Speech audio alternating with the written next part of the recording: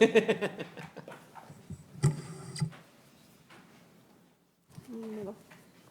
About that. Waiting on anybody else? No, we're all here. I think we're good. Good evening, everybody. We'll go ahead and get started with our May Planning Commission meeting. We will start with the Pledge of Allegiance. Pledge allegiance to the flag of the United States of America and to the republic for which it stands, one nation, under God, indivisible, with liberty and justice for all. Alrighty. Clerk, could you please call the roll? Baker, Here. Bilk, Here. Cox, Here. Frizone, Hutchinson, Here. Mendoza Bach. Here. Hyatt. Here. Upholzer. Here. Wood. Here. All right, there's no absent members. Thank you. No absent members, so we can forego that. Before we get dug in, I just wanted to take some time, I know it's not on the agenda, to thank those who've served in the military. We have Memorial Day coming up. Just a reminder for folks why we have Memorial Day, and we have the ability to do what we do on Memorial Day. It's because of those people that have served and given some or all. So I just wanted to make sure that we recognize that today, because we won't meet until next month, and I think it's important to remember. Cool. Okay, do we have any public comment on matters on the agenda? Good evening, Commission members. Garrett Shoemate, 31140 Island Drive. I want to echo Chair Hutchinson's commentary. Tremendous thanks for the sacrifice and services of so many for us to have the privilege of what we get to live every single day. I will say, we mentioned at the council meeting, but our neighbors in Rockwood are doing a Memorial Day parade. They're bringing it back. So for any members of the community, that's going to be the 27th at 10 a.m. So hope that everybody can join and support our neighbors as your schedule sees fit. I have two topics for the commission this evening. I think I would consider them matters on the agenda relevant. The first topic is we're very excited for those that have tuned into the council meeting. I want to just first off thank our interim city administrator, Vince, for all the work that he's done for the city of Gibraltar in partnership with so many. But one of the recent wins was we received a grant of $50,000 with no hooks attached, no match, that allows us to update our ordinance language. We've received a lot of feedback as an administration on perhaps some archaic language that needs to be looked at. So Vince had taken a critical look and seemed to echo that general sentiment. And so we pursued the grant and we secured it.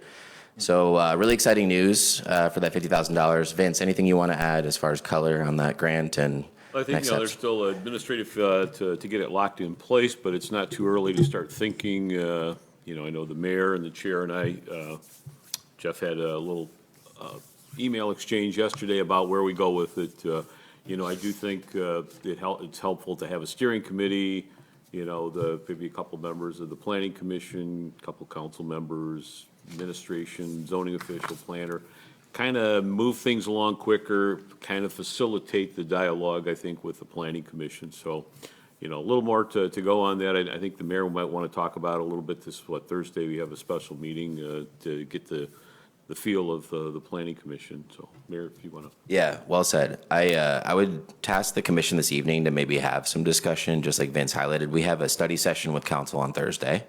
The focus of that will be on city administrator, but there'll be other discussion items that will be raised presumably in that forum, one of which would be to check in perhaps on this topic. So I'd encourage the commission, we want to make sure that this is a hand-in-hand partnership with everything that you all do in context of that area. As Vince mentioned, I think there'd be a very logical path to consider a committee, obviously pending council's motion and support of that.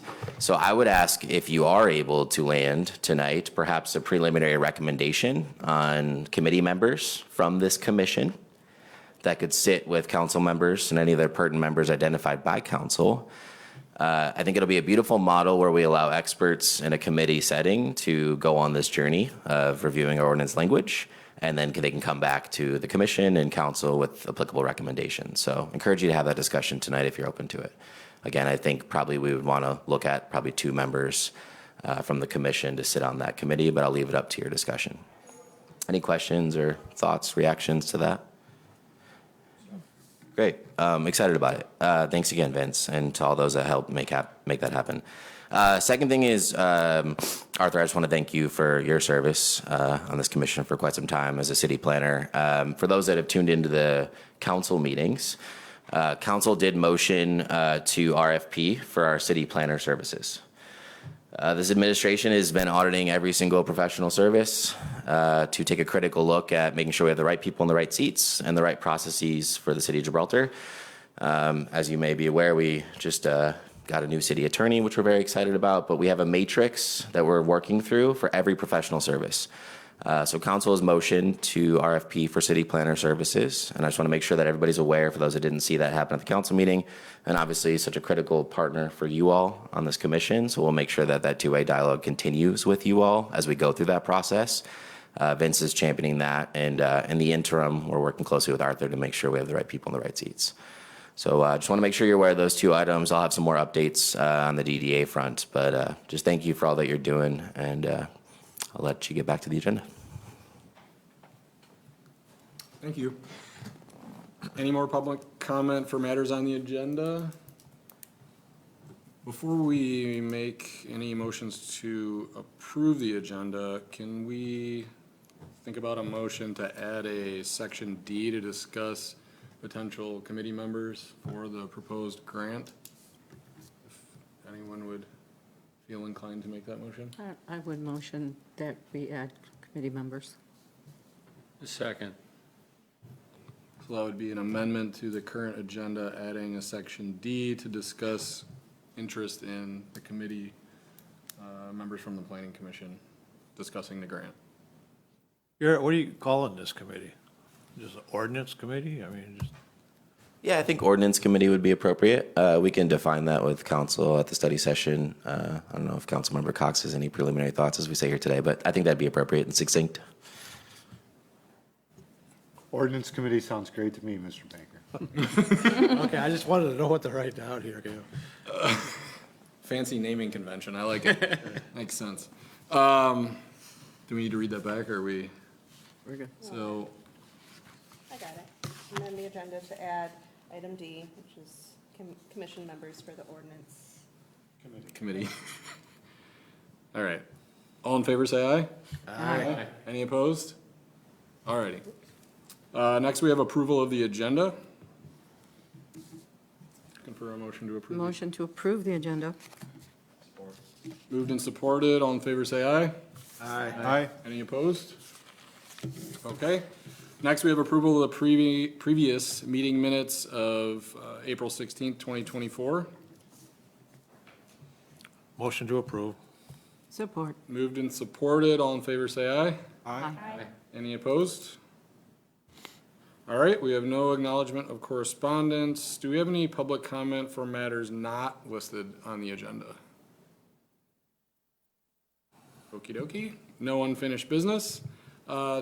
Today we have 4 topics.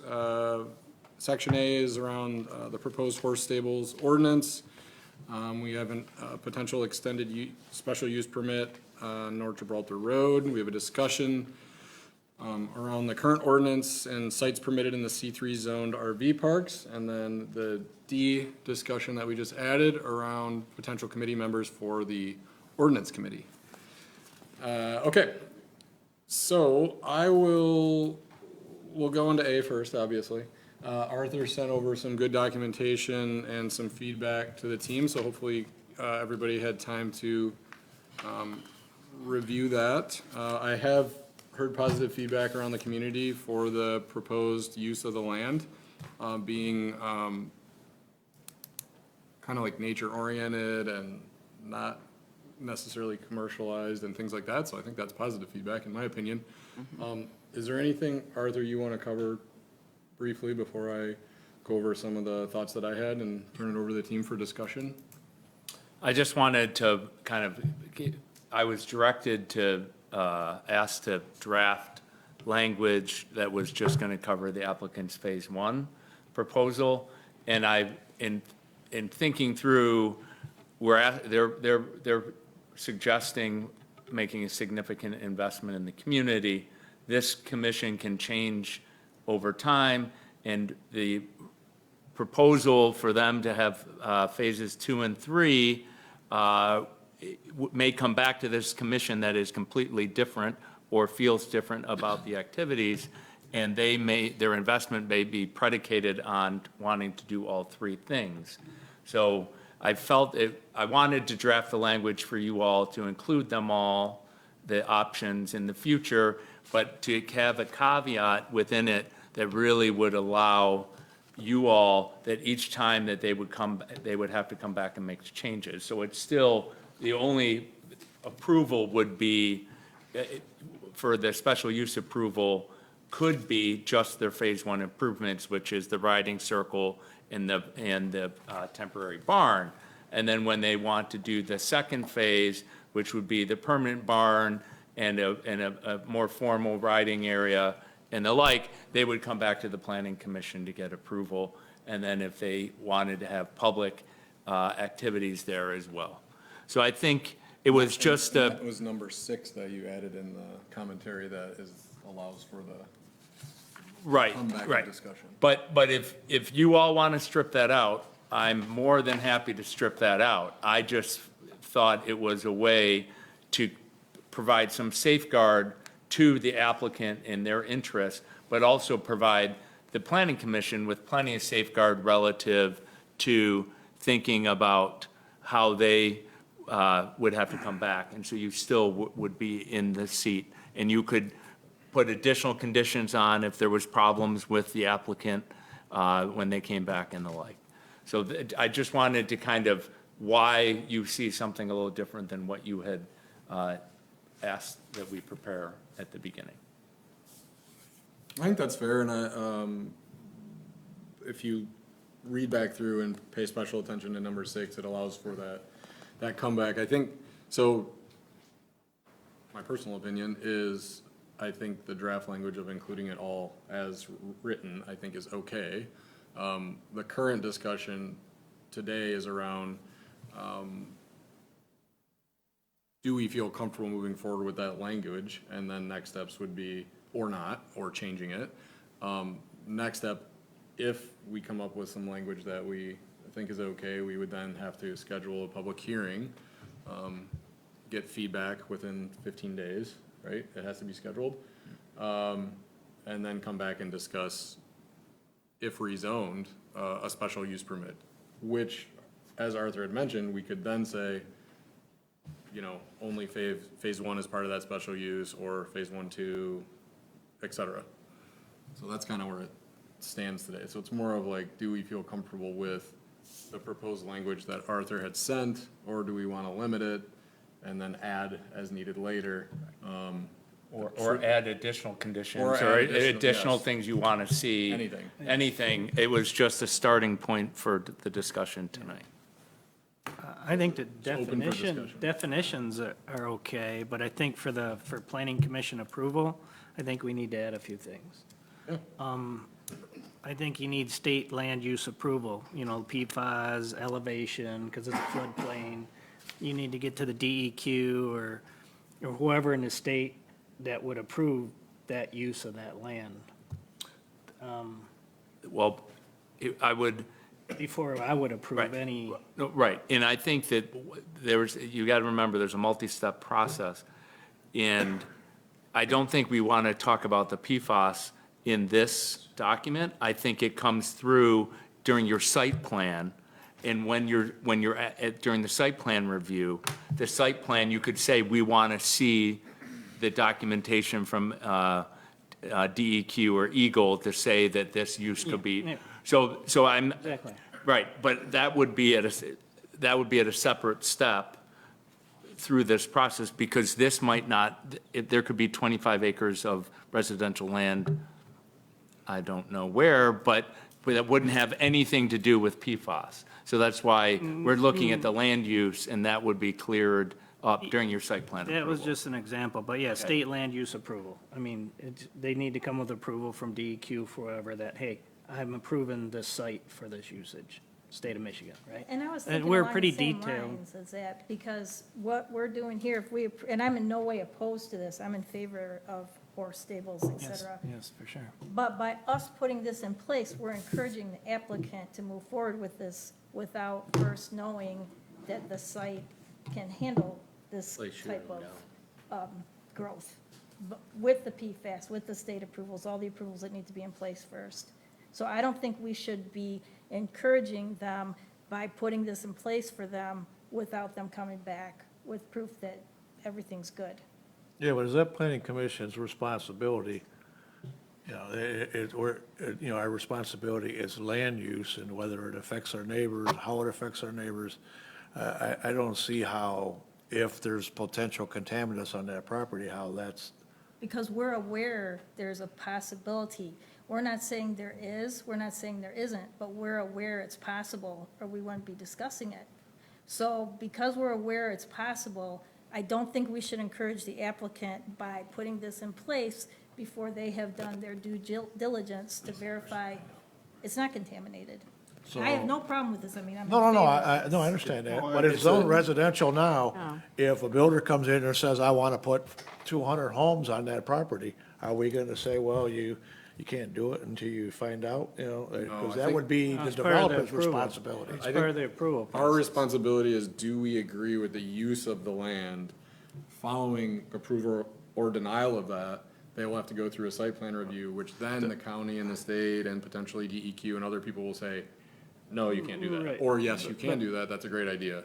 The- We can't decide that now in a ordinance. The only reason I bring it up is in the planning commission approval, in the write-up that we got, in paragraph 2, it lists the whole things that are required for approval. And so we should add this as part of that requirement, or is it assumed it would happen? You know what I mean? We got pretty detailed in Yeah. paragraph 2. I have other items like stream setback, how far off the stream are the fences, and then how big a fence is and where the location of the fence is. That's not listed, but there's a lot of other things listed Off of here. like the drain, the Franken put. Yeah, I'm sure they can't go up to the river, so they gotta be so many feet off the Yep. river and have a Yep. fence. So where is that gonna be? How big is it gonna be? So we had a lot of requirements here. Is it something that we shouldn't be so detailed in at this point? Or should we add more things to make sure it's covered and you don't miss it? That's up to us. I think the site plan review is tricky. I think we can add some of those. I mean, Arthur, I'll have to ask you on, like, setbacks for, that refers to other ordinances. Well, For set back for off the river, setback. like agricultural, right? Yeah, You it gotta have so refers much to- natural land before you get to the river. And you probably want a fence for the horses. You don't want the horses up to the river, drinking in the river, pooping in the river. It's 15 feet. You guys keep within 15 feet. Everything you guys are speaking of, we have already touched base on all of it. Yeah, This yeah. is livestock, we're not just gonna throw animals. You're right. But that should be part of the site plan, shown and. review. Yeah.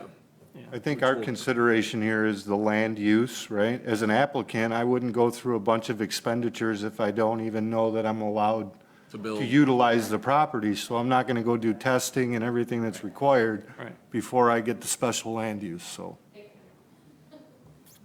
I'm good. I'll just bring it up because there's so many detailed here and. No, that's a fair, that's very fair. The focus in paragraph 2 was really thinking of the uses on the site and how you wanted to know those. So it's like, but I think fence, you could say, You could add fencing. fencing, I think that's a good point. But, the reason why 2's listed is kind of intensity of the use and where the use would be on the property. I figured those were things the planning commission would like to know, because those are typical things that you might have when it's adjacent to another residential use. You're gonna wanna know, is it abutting that use? Is there a big enough setback? And the like to limit those impacts on adjacent uses. So that's why I had listed, but the fencing is a good one. Okay. I just want to make sure we didn't miss it. That's what we're here for. I like it. So just for clarity, the discussion, so fences is something we can add. Is there specific details, though, to Jim's point? like Locations, sizes, Height types. of fence, would that fall under the fence ordinance because it's, I think it'd be something. No, the fence ordinance is Well, mostly resident, focused on residential, and then heights of so is there commercial. no definition then? Because we just went through like with the storage place, at the corner of Breland and Jefferson, remember there was a discussion around an 8-foot fence or something like, if I remember correctly. That was that was for buffering and there was a need for the buffering, so that was probably not in the fence ordinance, that was probably buffering around industrial use. And what was required for the buffering. So I guess to move, is anyone passionate around the, including you, Jim, around the height of the fences and things like that, that we No, it should? just should be defined so we know, and So then I we can put talk through it at that. Fencing, sizing and location. Yep, Okay. yeah.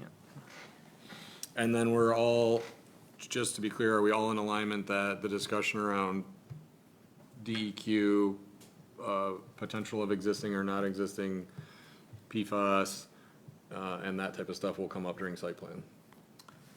I agree. Yeah, I mean, sure, if you don't think that we're putting this in place, encouraging the applicant without, we don't want to lead them astray. I mean, Fair. we want to put this in place, we want them to move forward with their plans, but we don't want to encourage them when we don't have the answer of the site, of the, is the site contaminated or not? Yeah.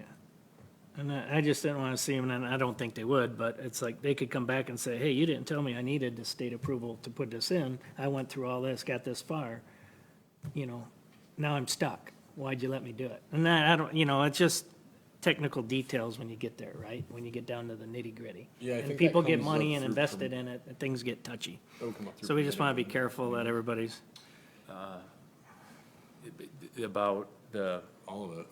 well, I think when you have site plan review approval, the planning commission has the right to add information that it feels necessary to be provided before as part of the review. So I think that in the site plan process, you're going to sit there and say, we want to add this, we want to see this and this, and then both with site plan approval and special use approval, you can add conditions as well. So there's conditions to that approval. So I think the first phase would be, the condition is 12 horse, I don't know how many at the first phase, but a 12-horse temporary barn and a riding, and that would be spelled out specifically in that special use approval, and probably call it phase 1, special use approval. And they're here if you want. Yeah, we can ask no, questions. so at that point, I mean, is your paragraph 2 even required? Should that come out? Because everything else has a variance kind of to what defines our approval. But that's a whole bunch of site plan stuff in paragraph 2. Well, but the special use approval, we're wanting to understand what the use is, so that you can have a sense of how do you need to mitigate this use and the negatives that could be associated with this use. So where are you going to put the manure Well, yeah, storage I'm good with that. area? I'm good with that, Right, with but I'm just saying, but we want to understand the site quite well, because this is a special use that's above a regular use. So a house, as long as the house is a permitted use in a residential R1 district, we don't care where the house goes as long as it meets the setbacks. But in this case, we might want to say that you're not going to put the barns or the public area in the back right next to another residential property. So that's why we want this additional information for the special use approval, so that we have a better sense of where things are going on the site. And then you can add those as conditions. You're approving the layout as they're showing it. once we get to the site plan. No, this is before the site. Before the site plan. Yeah, this is. Okay. Because it's special use approvals are because we're saying there's a higher level of intensity of that use than what would normally be as a regular permitted use. So within the residential district, it's housing, basically. So we're saying this is a more intense use, and we want to understand more about it so we can make sure that it is not going to have negative impacts outside of its property. So that's why you have these conditions, that's why we're asking for more information during the special use approval. But I guess looking at this, I'm good with 1, 3, 4, and 5. But 2, you're leaving a lot of stuff off. You're telling us not to add the stream setbacks, the state approvals, but you have a whole bunch of other stuff in here, site plan, shell detail. And you're saying you don't have to put these other details as part of the site plan. So I think we can add them. if you, We don't have well, to no, add- but we- we can take 2 right out of there. No, Yeah, but- you Or can, we can add them if you, Yeah, if the mean, commission if we feels think it's that it's gonna come- necessary to add them, we can add them. Just like, Yeah. I don't see like, landscaping layout here, cause it's an additional, because it's kind of a business, we typically would wanna know like, green space and things like that. So we should probably add green space in, we can add state site approval, DEQ approval. I think that's fine. If that's the consensus of the team, then we should add it. What's the downside of adding it? Is there any? Arthur? just proper state approvals. right, I mean, the only thing is that you're duplicating it in multiple places in your ordinance. So if something changes in one part of your ordinance, you have to make sure, It's changed in everyone. yeah. I mean, but we can put in whatever you want. This is your ordinance. Go ahead. I was gonna comment, I was just looking through the site plan approval, in there, and sometimes you'll see something in there that, compliance with all, county, state, federal regulatory requirements, fairly broad, that would be encompassing with what you're saying. Sometimes, I was thinking it might be in the site plan, but I still think you have that discretion, even if you do the special use, to include that, because there's also language in your site plan site plan approval to take into account the, impact on adjoining contiguous properties. So you've got quite a bit of it already in there that, but, maybe a belt and suspenders that hopefully that doesn't conflict with something else if you put that in there. But just a broad regulatory approval would, Yeah, I mean, if you think we're covered, but I just want to be transparent with the applicants so they know that they need to get all of these approvals. This isn't a done deal. We're working in their favor to get this in place. And if you can list out and email me or her the list of things that you're requiring for us to get, then that's not a problem. We'll go after it, chase it starting tomorrow. We just need a list of the breakdown of where we need to move forward from here. But that- Where we're at, correct? if I may through the chair, a lot of times that's, the responsibility of the developer to know what and all, regulatory, yeah, and I mean, you'd get assistance too from the staff. Probably looked up 99% of Yeah, what yeah. we require, but you guys may have a special requirement that some stuff wouldn't be required by. Right. So, If I may just ask, but some of the site plan approvals have been, you put a condition on there subject to securing all the necessary permits and licenses and regulatory approvals, something to that generic effect, so that you can approve just about everything there. You also know, you still, as an applicant, you gotta get this. broad. What's that? Yeah, it becomes broad Yeah. at that point. Some of the notes that I wrote would be potential adds, could be green space and landscaping, roadway and path locations, fencing height and locations, and then state, DEQ, and county approvals. Would that cover the concerns? Well, it's just, it says approval here. So I know it's preliminary, they still gotta go to the site plan, but we're telling them this is all they need in my eyes. I see what you're saying. Yeah. Yeah, I mean, I didn't, I'd be But- fine taking it out. Yeah, the one thing is you have to remember this, the site, you could have a site, you will have a site plan when they come back for phase 2. That site plan is only gonna be what's listed here. It's not gonna be what would be listed, it may not be what's listed, some cases you could have the site plan review and you could have special use approval separate. If they were just adding a use internal to the building, say they had built a clubhouse for on-site people and they wanted to add new activities in that space, then they wouldn't have a site plan, but the only thing they would have is this special use. So Right. what we're asking about for the site plan is a figurative document, what's on the site plan, versus site plan review, which is a separate zoning review process, which has very specific requirements of what's included on that site plan. I don't So think, just one, a site plan here doesn't mean the site plan that they would be submitting for site plan approval. I think it doesn't hurt to add it, though. I say we add it, add those four bullets. Is there any, and I can send them to you. Is there any? What'd you have, Bill, besides I the had green space? green space and landscaping, roadways and path locations, fencing height and location, state, DEQ, and county approvals. Vehicular, pedestrian, and horse circulation patterns covers the roadway. That covers roads? Okay, that's fine.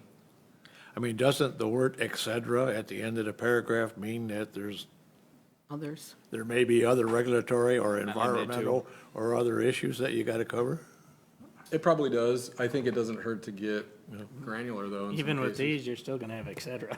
Yeah, Yeah, that still remains at the end. that's what et cetera Also have means. the lighting, the I think the parking, special use language should be a little broader than the site plan review language based on,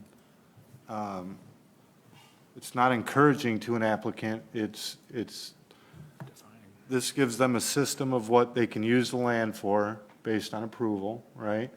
Then during site plan review, the details come out in what is allowed or not allowed, or what we'd like to see, or what we wouldn't like to see. So the special land use ordinance, or, what do I want to say, addendum to the ordinance? Well, the special land use permit. Permit is a little broader, in my perspective, than the details that would be required in the site plan review. They need to know they can utilize this land for their purposes before you're going to go through the investment side and the details of drawing up the plans, chasing the agencies, so on and so forth. I agree. Like I said, I'd be fine if you took that section 2 right out and left 1, 3, 4, and 5. And leave all that detail out. They know what they want to put in there and their site plan will show it.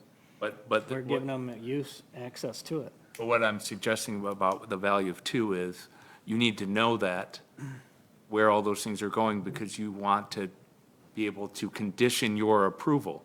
So when you go through the site plan approval, when you go through the special use approval process, you want to be able to condition the approval. You might say there will be no horse stalls within 100 feet of the river, of the Frankenpoet drain. And you can add that as a condition because on the other side of it was a residential subdivision. And you wanted to provide that extra buffer, which isn't a requirement in the site plan approval process. So this is, we're saying we're allowing something at a higher, more intense use. And this is saying, give us this information so we can fully understand what you're looking to do at that property before we say you can go ahead and do additional activity. Yeah, And I it think sounded like all you're of gonna this, customize the fencing, but what else are we gonna customize our requirements for? Because this is a different situation than what we usually review. So are we customizing the requirements on anything else, on parking, lighting, any of the things we have listed here? Or are we going by our current ordinance? That's, Like what's those currently are required. things that you could add, because you could say, you could say that only a parking space of 50 cars shall be permitted on site. I mean, those are those things that we're having this discussion now. If there's things you want to limit, I would probably put those in this list. So you're gonna have 8, 10 items that could be. I think it's important for all these things to be here in order for them to do the site plan. And then we look at it, what is special use and what isn't. It's more important for you to understand Right. the impact of this use. You know, it's really getting additional information for the planning commission to understand how this could affect adjacent properties and what you're trying to protect those adjacent properties from, because you're saying this is a special use, a more intensive use than you would allow anywhere else within our district.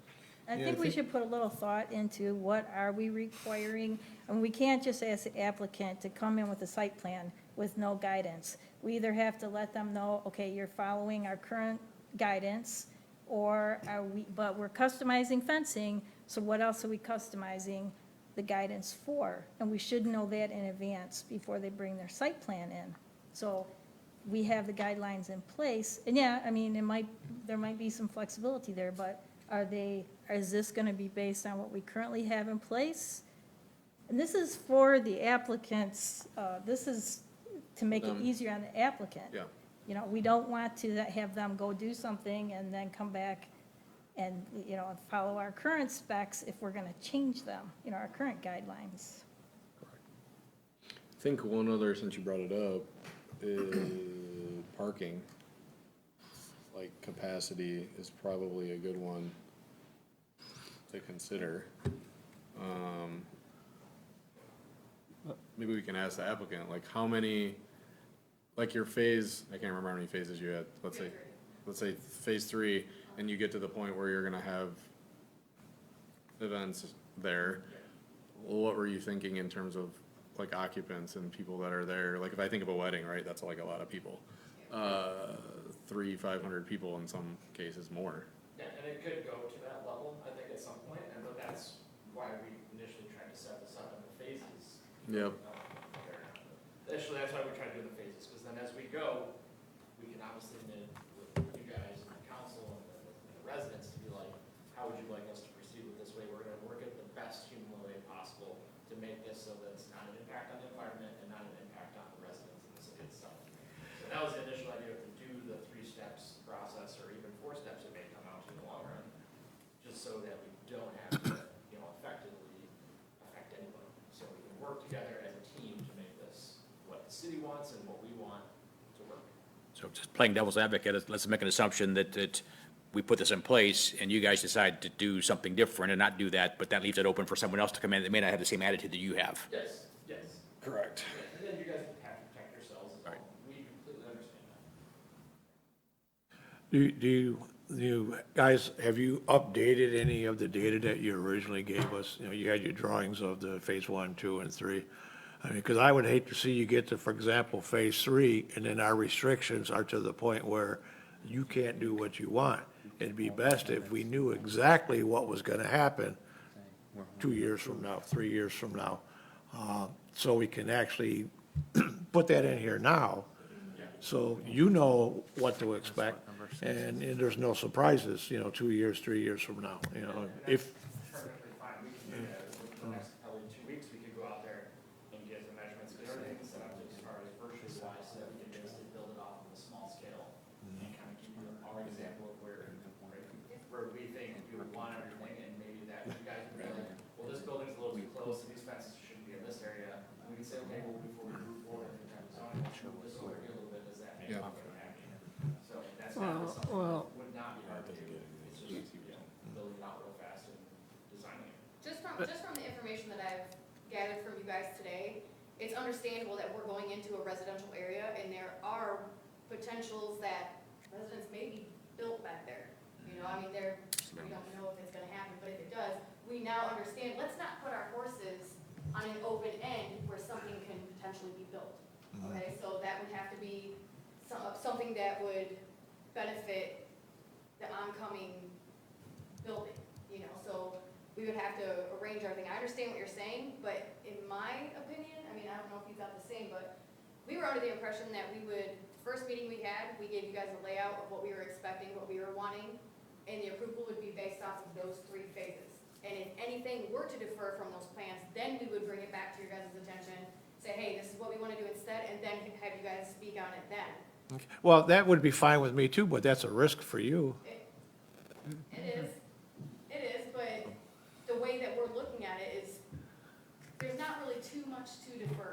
You know, we're gonna have a barn, we'll have 2 arenas and stables. So, Once it's kind of set in stone, we were gonna basically kind of run it that way. yeah, that's how it's gonna be The built. minimal stuff would be landscaping, stuff that would make it more beautiful, once it's kind of set to where I think it should all be and everybody's in agreement with it. There's really no reasons for it to move in the other different direction. So once we know, okay, we need 100-foot by 100-foot wide space for parking, well, that's always gonna be dedicated parking at that point. I mean, unless something comes up out of the wild, then if that's the case, then obviously work with you guys and the council and stuff like that, to make sure it's the right path. But obviously, like we said in the very beginning, this is all new to us, there's no ranches in your. Well, it's actually new for us too. None of us are farmers here or, you know. It's all a giant learning curve, and we all appreciate this so much, very appreciative of all the help that you guys have given us in this direction. So any points that you can pick out and stuff like that, we're all open to figuring out, to making it work the best. And also, we want to keep the residents and you guys happy. Happy, yeah. That's important. So I mean, that's probably a little different than most businesses operate a little bit, but it's important to us as the residents, when we live in this city. Right. We don't want to build something and then all of a sudden we are, Enemies. enemy number one, because we have, we didn't build the fence correctly and we have a horse running down the middle of the road. So, We're sending them to build out. yeah. Welcome to the planning commission. Yeah. So we're trying to move all in the right direction, but we want you guys to be happy. So like in 2, could we just put like to be approved in 3 phases? Phase 1 to have these type elements, phase 2 have this, because you're gonna have approvals to approve phase 1. Then you're gonna have to have approvals to approve phase 2. That 6 covers that. It says, like, any future changes to the special approval permit and its conditions shall require Well, a new special approval permit for any activities or changes to the approved site plan. So if we approve, once this goes through the whole phase and say we get to that point and we make an addendum to we allow this and then we go through site plan review and everything, we can say we're only approving site plan for phase 1. And then any changes to that in the future has to come back here. That's why that 6 covers that. Unless they give us all 3, and the planning commission approves all 3 up front. You could do that. Yeah, I mean, you could do that, but they may not know where everything they want to go right now. Right away. And I hope right they away. have a good vision of it, because you're gonna put in a pasture and you ain't gonna come back and say, oh, I wanna move my pasture over here and, because of this and that. So you gotta have a pretty good vision of what you're looking for the 3 phases, right? What you're gonna, your end goal, you know what you want. Yeah, we have an idea. Yeah. I have a friend who's a building developer. We kind of laid down like just an aerial map, and kind of spoke about it a little bit. And he kind of helped us with, okay, well, this should go here, this should go here. And then he even mentioned, because we were on residential there, if there was any potential possibilities of actual residents being built there, you might want to move this here. So he's been helping us through that, but of course, we have to get the approval before we go any further. I would like to raise a few points just for food for thought for the planning commission. Obviously, this is a wonderful idea. And we'd love to let you move forward with it as fast as possible. We have a bunch of commissioners here who have raised a bunch of questions. And I would just like, we talked about height of fences, we talked about parking. We have several phases here and the amount of parking to support each phase. I guess the point I'm trying to make is there's a lot of parameters associated with everything we're discussing.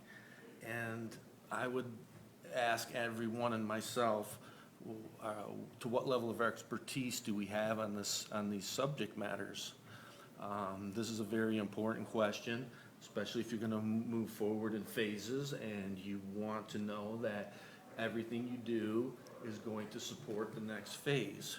So how would we gather information knowing that 1 horse per acre is an appropriate amount of land for such a use? How much parking for how much facility? I think you may all get the points I'm making here.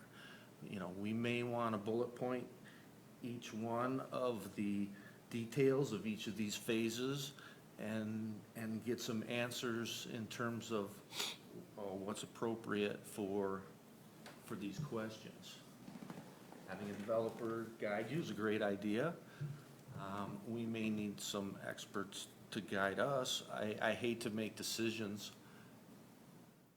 assuming we know what is the appropriate rate of whatever, right? How high should a fence be to retain a horse? You know, we can think of these things from an aesthetic perspective or whatever, but I think there's a purpose and it has a function and it has a parameter that makes it function properly, whether it's parking, whether it's square footage of facilities. Each of these questions, to me, they raise more questions in my mind. And like I said, I would love for you to move forward as fast as possible. But I think we need to take the time to get the correct answers. Right. So two questions, I guess. Well, one question. Because this is, so I guess this is a question for Arthur. I was under the assumption the special use allowance, to Rick's point, is high level. The other ordinances would catch some of those. If that's not the case, then we need very specific information detailed in here. And I would agree, we're not ready to move forward. I think one thing that I wouldn't see in the ordinance is how many parking spaces do we need per stall? But any other community space is gonna have, you know, if there's a locker room, there's gonna be you know, the locker room is gonna be limited by the number of people riding horses. But if there's a space that's the clubhouse, and there's a bar and a restaurant in there, the zoning ordinance is gonna provide us with the parking, requirement for that. But for the parking requirement for what would be appropriate for, I wouldn't expect all, 25 horse riders are gonna be riding at the same time, so we would make assume that there might be 10 riders at one time. There might be 5 staff, 3 staff at any one time, and there would be another couple family, so you might, but that probably should be in here, is like, what do we expect the parking for the stables component? Where the other parking requirements, the rest of the ordinance does address it. So just that right there, then I think we need to be looking probably for the commission or someone to make a motion to gather more information and add more details to this prior to. I would propose allowing the rezoning definition and just take all that detail out and let them come back with their site plan. And we're gonna capture it anyways. So it could be very high level to give them the zoning, let's give them the approval of the definition of the zone and some of the special uses, the 24 acres, et cetera, and take all them nitty gritties out, let them come back, because then when they come with a site plan, you'll have city engineers and the rest of the team looking at it all. That determines a lot of that. Yeah, but then you could miss. Right. I still think this stuff, number 2, it is important. I know what you're saying, but without this, like you said, something could easily be missed. Well, or to Jeff's devil's advocate point, let's say, really good idea, gets approved, hey, rich guy comes in or girl and says, hey, here's $2 million, I really like your idea too. And I already have 5 other of these. Now it's written in there, open slate. So I think we have to be protective of that. Right. Traditionally in zoning ordinances, you'll have the standard district will tell you what's permitted within the district and then what's special use. And then many special uses have a specific what you want and what they're required to approve. So I would strongly suggest not to do just the definition, because then you're not sitting there saying, special use approval allows a notice to be sent to the proper 300-foot circle. It's just saying, this is more intense, therefore the adjacent property owners have to be notified. You know, so there, and then there's things that we're trying to say, what do you want to see? Parking, you know, we probably are going to ask them what they think that parking needs to be, but then we'll sit there and say, parking on site would be, you know, 1 per 5 stalls plus 2 staff persons, or whatever makes sense. I mean, you know, something like that, and that would be listed within this special use, because it's not allowed anywhere else. So we don't put it in the parking chapter, because we don't really allow this use anywhere else. And we don't usually evaluate as we go. I mean, we usually have guidance in place, and then when the site plan is submitted, we evaluate the site plan based on the guidance. And that's the rubric we use to verify the site plan meets the requirements. Yep. So in what I said, I didn't mean we needed to define these things now. But as we propose 3 phases, right? And we have a rough idea of what we want to do in each one of these phases, we should at least answer the question, does the size of the facility satisfy the total picture? Do we want to lead the investors down the path of their total vision, get halfway there, and then start denying them because the amount of space doesn't support everything they're putting there? Now that we see phase 1, phase 2, there's not enough room for phase 3. And that's kind of all I was trying to say, you know, what is required for each one of these visions, and is the total of the site enough to support it? And would you say, Arthur, that is relevant to part of our responsibility? Definitely, and to me, my one concern would be the special events, is if there's a big rodeo and you've got 50 horse trailers coming in, where are they going to park their horse trailers? And then another 1,000 people. So, I mean, and that's kind of something we'd want to see in the proposal, is what do they expect to see at max capacity on their max day? So that's kind of why we want to have all this other information to say, what's this looking like when it's bursting at its seams? And then, and is that an issue? And then we might say, well, you know, we really don't want 5,000 people at a rodeo. We only want 1,200. Will that work in your business plan? I think the general consensus is it doesn't feel like, I don't want to speak for everybody, that everyone's comfortable with the current language here, the amount of information to be able to move forward. Well, I would like to get them moving, and we're not gonna get our answers till we get them moving. We gotta give them some zoning approval. We don't have to. I mean, but We have to be comfortable with the language that's listed here to be able to move forward. But do we need, you know, I guess to the point, I think it'd be nice to see a phase 1, here's everything I plan to do in phase 1. Here's what phase 2 is, and here's the requirements. Then we could say, see zoning, you know, this zoning ordinance, you must meet this, you must meet this, to the requirements that are gonna happen for, you know. Phase 1. Phase 1. You must Right. have Michigan DEQ approval or whatever for phase 1, state approvals. You must have this for phase 1. You must have, you could generalize it very easily and break it out. That way they could come here and here's phase 1, and they could have an overlay. Here's 1, 2, and 3. Okay, we're gonna approve you to move forward with this. So that's what we kinda asked for, Arthur. I think we need to probably go back and separate it by each phase. I don't know how else we'd get kicked Specifics. off. Because if you put it all together, it's too big. I think it's just, there's a lot of details and a lot of mud you're gonna get into. Well, would the applicant be satisfied to only get to phase 2 and then at that point be told they can't move forward any further? Well, they should be able to lay all 3 out. I would hope. And that's You kinda- have a big enough vision to overlay, here's what 1 is, here's what's 2 gonna be in detail, and here's 3, and have a drawing, boom, boom, boom. Here's the beginning, here's the middle, here's the end. And that's essentially. Yeah, what you're looking We're for. asking Yeah. for, in the interest of your success, right?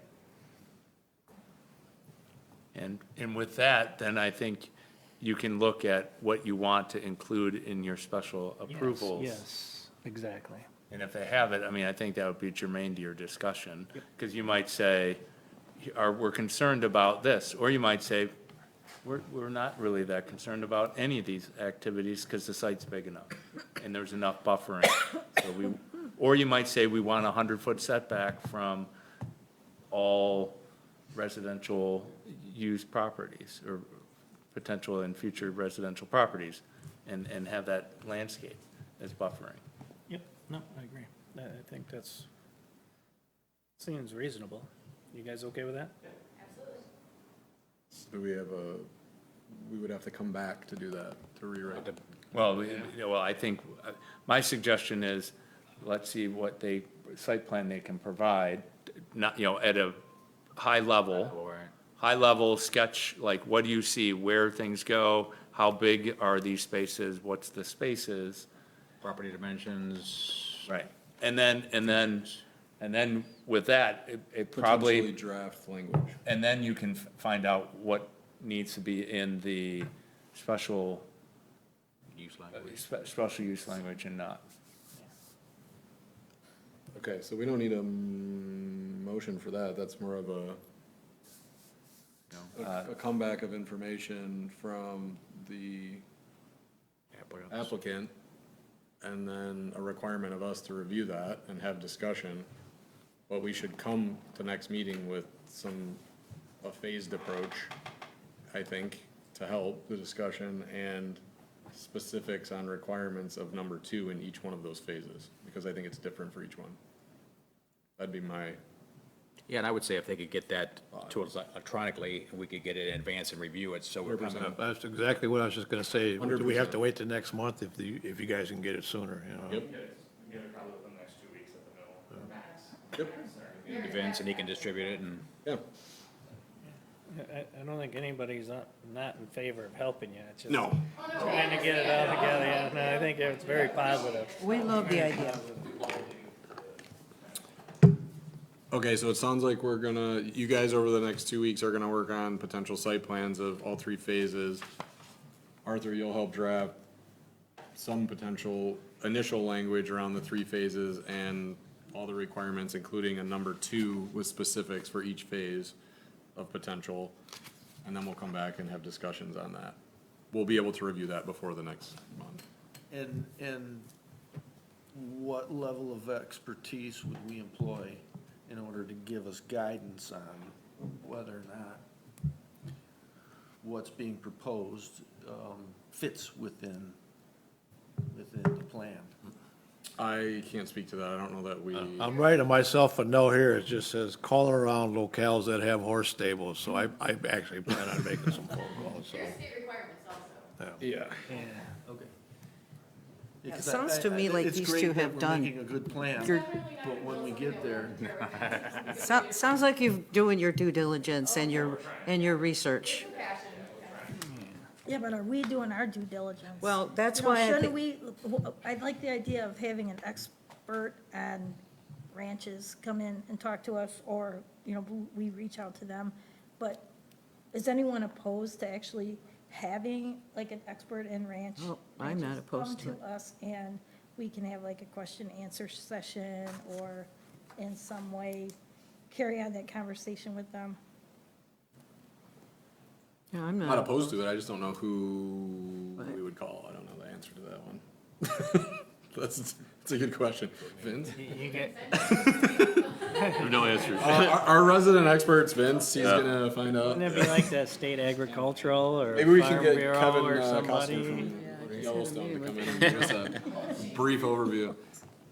I'm not opposed to that, that's a very good idea, I'm not is that either. Vince, is that something that you can Yeah, maybe reach out to We'll figure something else. Carlton I or just, somebody in Monroe, or, well, there's other stables, other places Yeah. yeah, that we those are could just the contact. local closest. towards the old Monroe subdivision. Co-op. Green acres.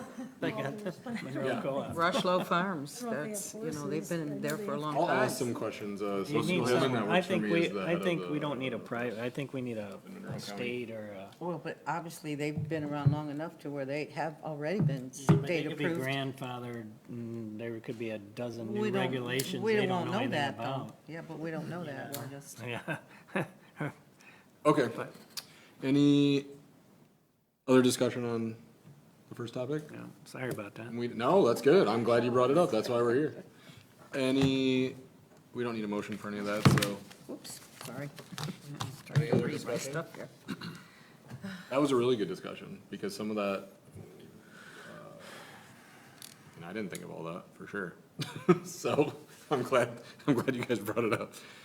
Well, and without these things in number two, I mean, this helps me to Yeah, I think, understand I what like having needs the, to be looked at, I like having the specifics in number two. I just think it gets kinda hairy. You could have, because I don't know. How many, I could where get do you wild with stop? those and Yeah, have where very do you specifics. stop? Like, where do you draw the line is the And problem. then what are the details of them once you Yeah. start stating it? Is 15 feet from the water good? Do we want 25, you know? It's, Yeah. Okay, We need some expertise We to do. guide us. yeah.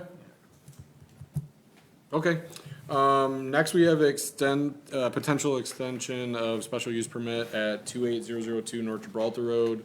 Arthur, do you have any quick discussion on that one? Yeah, Arthur, if you could explain the rationale between extending versus starting from scratch? Right. Do you want me to take that one, though, or? Well, Bill and I had talked, so I kind of Oh, wanted to, okay. Bill had called and asked the question how we got here, and I think Vince and I had talked before about the idea of, is there a way, we had a special use approval hearing for a recreational use back in September of 2022, and it was, and it's mostly that section that we had to have the conversation about is basically for trampoline use centers, outdoor trampoline use centers, which is an intensive use. It could be a lot of noise, which is why there was this special use discussion. This is going to be all located within an existing structure. There's no new parking. There isn't going to be any outdoor activities. So the sense was, what is the potential negatives that we would be able to address with a special use hearing notifying the residents within 300 feet? Is there going to be much that's going to change on the site because it's all within an existing building? So we didn't feel that there was probably going to be a lot of change and that there was already a public hearing.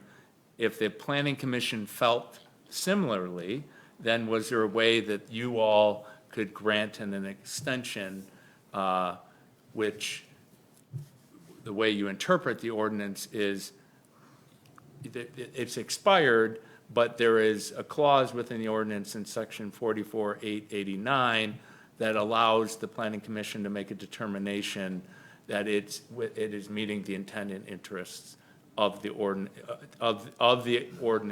with the decision you're making that is outside of what was specific. So that's kind of how we got here, thinking this is a very not super intensive use. The ordinance language that made it a special use was really tailored to something much more intensive and outdoors, which would have negative impacts on the neighbors.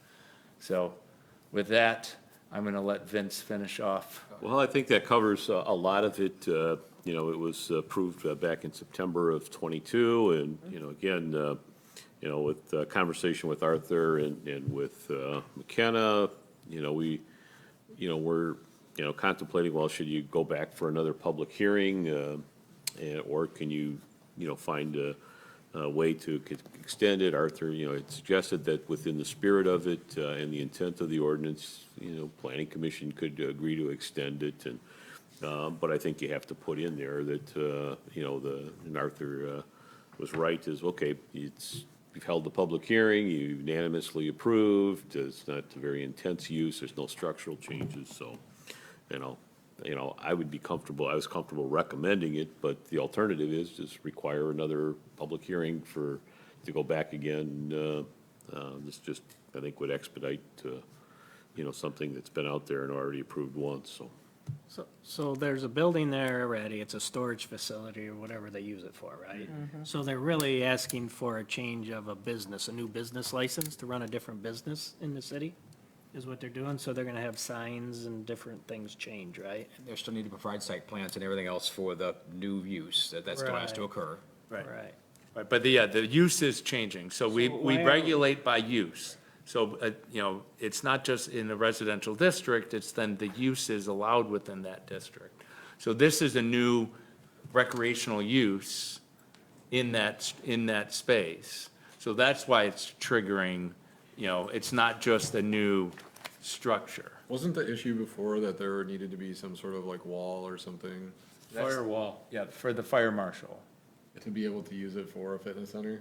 Correct, which is, he never got over that hurdle and did not, the approval was to approve the special use, but did not approve the site plan. Right. The site plan never came back in because of the issue with the fire marshal. So did you change it from C3 to C2, general commercial, from marine commercial? No, that's, you're looking at the master plan versus the zoning ordinance, and then the uses are the The uses. zoning map, so Right. right now it's in a C3 marine commercial Marine zone. district. We didn't change that. And though. now they're No. not using it for marine, they want to do a gym. Well, they're doing storage in the back. They're still Got using. storage out in the yard and In they the store yard and in the building, inside it. in the building, it's just the front office, Front office part of it. Yeah, which is a different use. okay, Especially. And- okay, and, so they're yeah. gonna keep you storing, Correct. Correct. I got you. Correct, Okay, correct. with you, okay. So, and because this is being done by a member of council, the applicant, we wanted to make sure that this was public, above board, and shown in your minutes in the decision. So the reference to why you're approving it is within Vince's motion, so that in the future, someone can't come back and say, he was a council member, you granted that approval, why aren't you granting me an approval? So it's showing you, there is a record of your deliberations and the motion, so that it doesn't look like it's unfair play. And I felt that was strong, I felt that was Conflict of important. interest. In order to still use the special permit, if extended, a site plan would have to come back and be approved. So Yeah, it would technically- still have to have the same sentence, awaiting final information to complete the site plan review requirements listed within the ordinance. There you go. Well, if I may. This is just to extend the special use permit that's already been approved, right? And had the And I public think hearing, that correct. special use permit, when you extend it, would still have the requirement for the site plan approval. We're just extending the permit, Bill, but in that requirement within the permit that you approved is still that a site plan is required. And then the site plan requires the business license and the reassessment because And the it's more firewall, commercial if there's use. gonna be storage inside and Council? rec on the other side, so. So, if I may, just through the chair, just, you've got to bring it back with the, because I know it's noted by our building official that that detail is necessary before they could issue a building permit, because they have submitted plans and drawings. But I think that detail was not clearly delineated, so that being the case, would they have to bring a site plan back? Would that be your understanding? Site plan's was never presented nor approved. Right.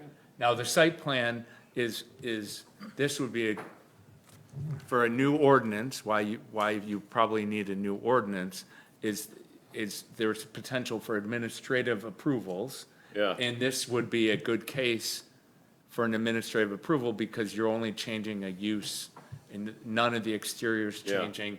And I would say that a recreational facility is less intensive than boat storage.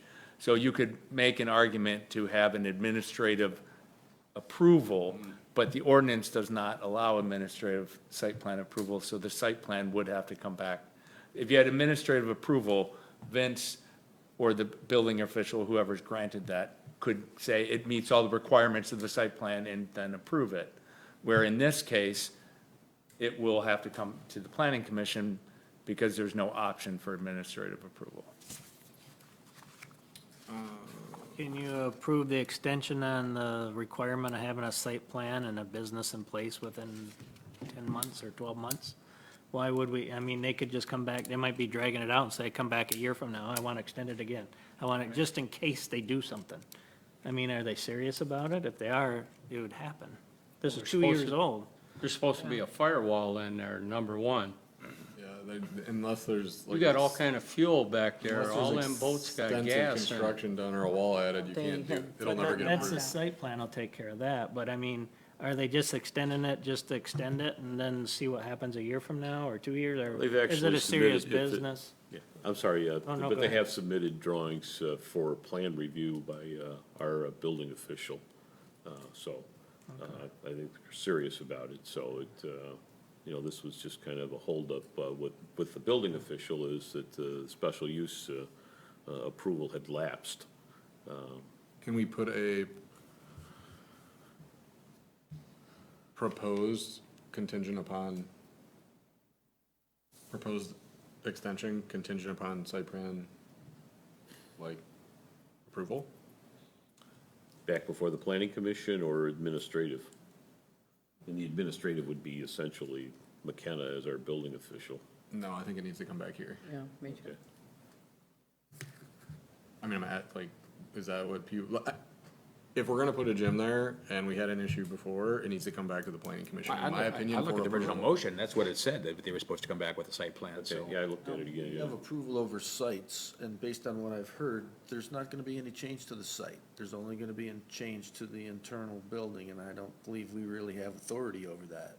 Well, if they're changing a business Changing and use. putting in a gym, there's gonna be signs, there's gotta be signage, there's gotta be Yeah, you're gonna. open a structural fitness- changes inside.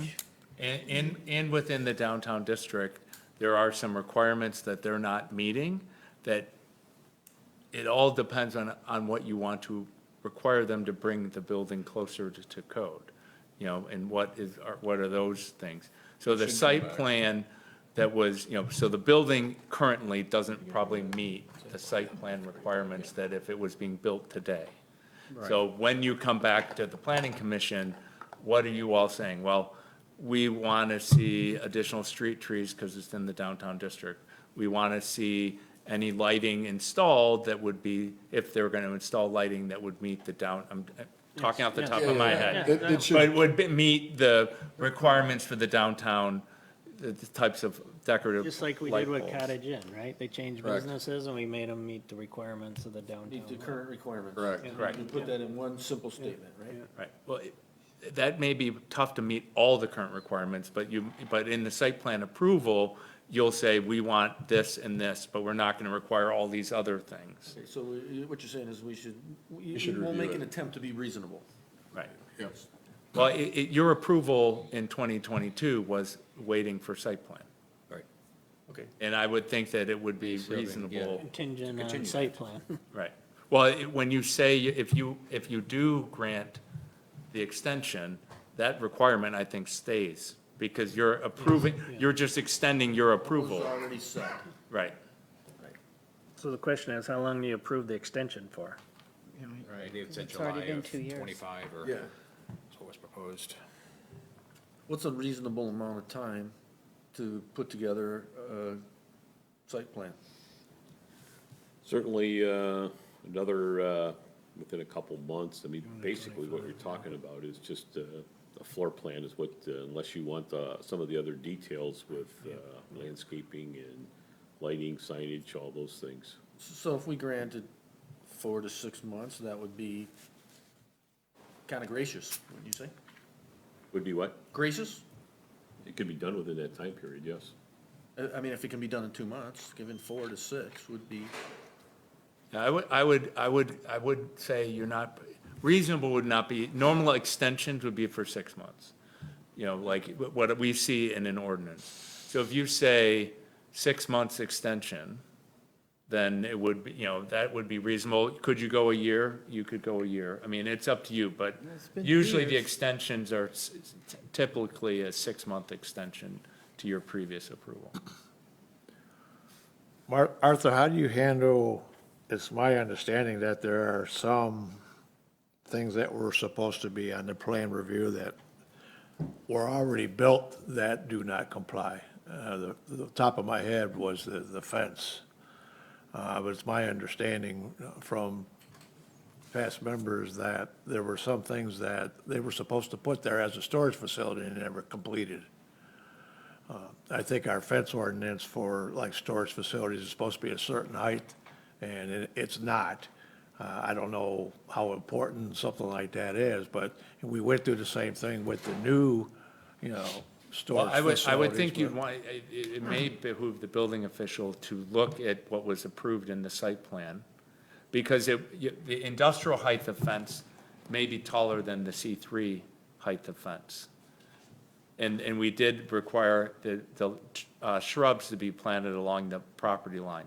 So I would want them, it might make sense to have the building official just go through and say, the site plan was built, I mean, so this is another reason why you might want to have them provide a site plan. For sure. To be like, well, you didn't complete the site plan that you approved, that we approved for the storage use, and now you're asking us to approve this. And the building official can easily pull out the site plan of the file, go out and do an inspection in a half, in All right, but I mean, that would be 45 on the minutes. building official, though? Or us, I mean, but your building official can read a site plan and they'll be able to just go, yeah, they met all the requirements or they're missing this requirement. We could ask for that report from that person.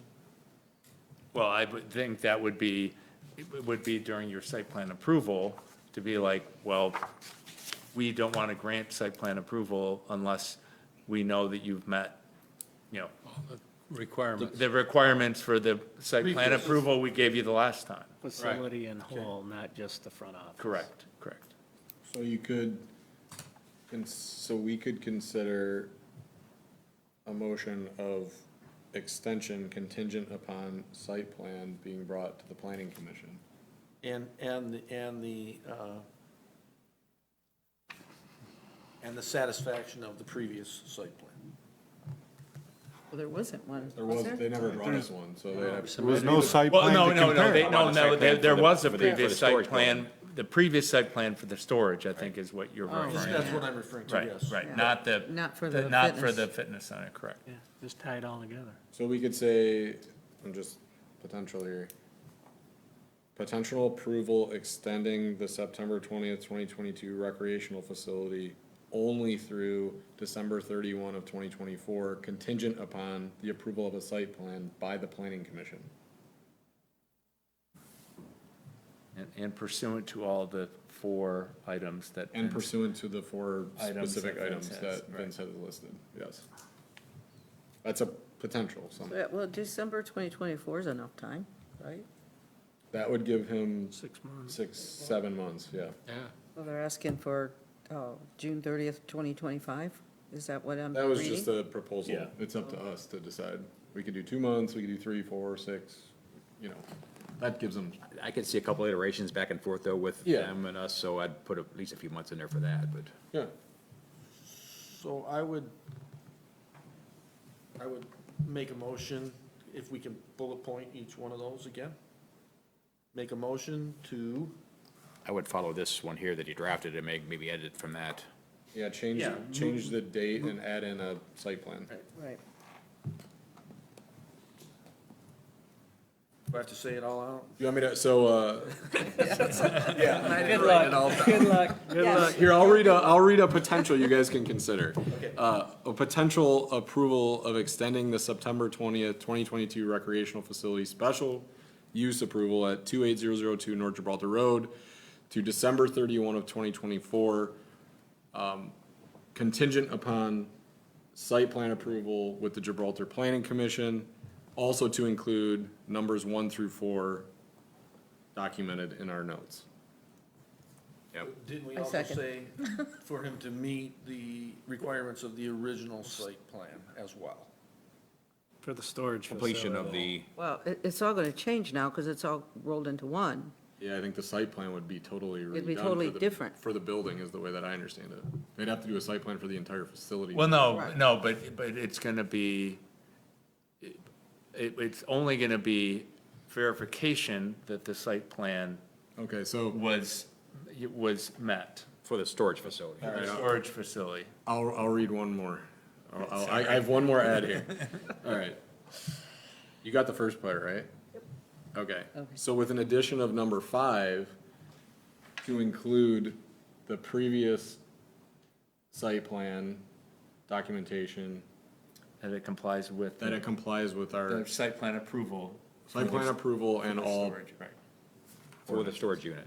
The compliance of the previous site plan, is that right? So. It's so when- specific. so It's covered, I feel like. So how's it work in the city then? They come in, they get a site plan approval, they go do the building, our inspectors go look at it.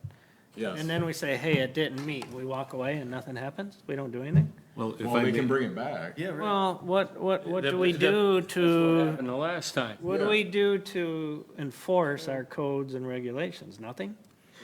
The building official should, before they provide a C of O, should do an inspection Yes. that shows that this, or, someone We didn't have does, one before. does do an inspection that the site plan requirements of the planning commission were completed.